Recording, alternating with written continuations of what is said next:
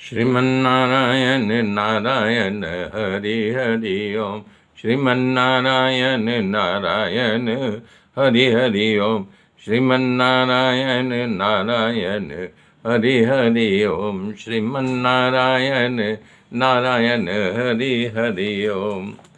इसके बाद ऋषभ देव जी अपने पुत्रों प्रजा को समझा रहे हैं, वो गुरु गुरु नहीं हो, माता माता नहीं हो, पिता पिता नहीं, वो स्वजन स्वजन नहीं, कि जो कि वो देव देव नहीं, जो अपने प्रिय को, अपने पुत्र को, अपने शिष्य को, अपने पत्नी को भक्ति का उपदेश न दे, इस कर्म बंधन से छूटने का तरीका न बताए, मृत की फांसी से न बचाए तो किस काम के।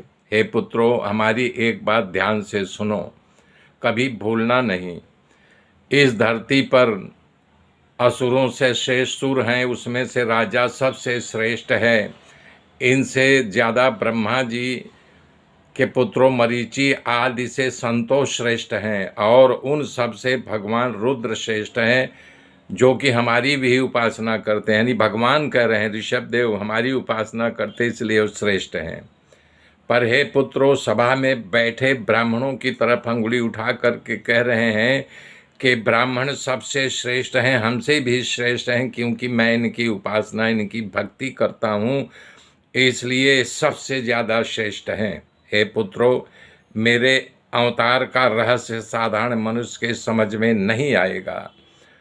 मेरा स्वरूप सत्य है, मेरे हृदय में जो स्थिति है वो मैं जानता हूँ। अधर्म भी मुझसे घबराता है, उसे मैं पीछे धकेल दिया, इसलिए संतों और सत्पुरुषों ऋषभ मुझे कहते हैं। कह रहे हैं सुखदेव जी, कह रहे हैं महाराज ऋषभ के पुत्रों को परम शिक्षित और ज्ञानी होते हुए भी संसार ज्ञान देने के लिए ऋषभ देव जी ने उनको उपदेश दिया। अपने भरत को राज्य सौंप करके वो तपस्या करने के लिए वन में निकल पड़े।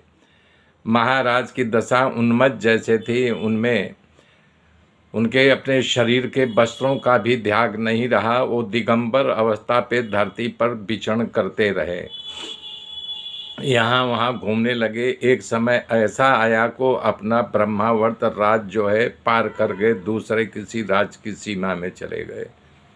उनकी स्थिति पागलों जैसी थी, उनको लोग पागल ही समझ, हालांकि पागल थे नहीं, कि चूंकि अवधूत थे, अवधूत घूमने लगे। एक समय ऐसा आया को अपना ब्रह्मावर्त राज जो है पार कर गए, दूसरे किसी राज की सीमा में चले गए। उनकी स्थिति पागलों जैसी थी, उनको लोग पागल ही समझ, हालांकि पागल थे नहीं, कि चूंकि अवधूत थे, अवधूत भेष में विचरण कर रहे थे, यहाँ तक कि वो मल मूत्र त्याग करते तो उसे अपने शरीर पर भी मल लेते थे, लेकिन उसमें दुर्गंध नहीं आती। उनके शरीर पर मक्खियाँ भिनभिनाती रहती, लोग उन पर थूकते, पत्थर मारते, गाली देते, कुछ न कुछ अनाप शनाप बोलते, लेकिन उनका ध्यान उधर जाता ही नहीं था। वो शरीर का मिथ्याभिमान छूट गया था। तब महाराज को लगा कि अब हमारी साधना में ये लोग विघ्न डाल रहे हैं, तो वो भरत जी अजगर की वृत्ति धारण कर लिए, कि माफ करना भरत कह दिया, वो अजगर की वृत्ति धारण कर लिया, सोए सोए खाते पीते थे, वैसे ही मलमूत्र त्याग करते थे। एक दिन वो जो है दक्षिण कर्नाटक के त्रिकूट पर्वत पर पहुंच गए।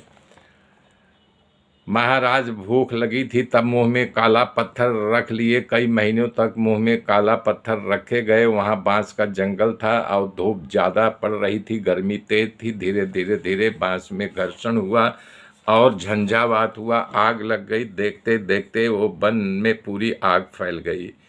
चूँकि वो बांस का ही जंगल था और उसी में बैठे हुए थे ध्यानावस्था, उनको पता ही नहीं चलता, भड़ भड़ करके उनका शरीर जल गया, उसी में जल के भस्म हो गए। बता रहे हैं कि अपने शरीर का कोई परवाह नहीं किया, न उनको दुख था न सुख था। अग्नि ऋषभ देव को जलाने लगी, तब महाराज का शरीर अग्नि में जल करके भस्म हो गया।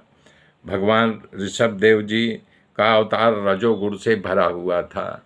मेरे मित्रों, आगे की गाथा फिर कल जोड़ूंगा। मेरे साथ बने रहिए। मेरे चैनल को लाइक कीजिए, सब्सक्राइब कीजिए, शेयर कीजिए।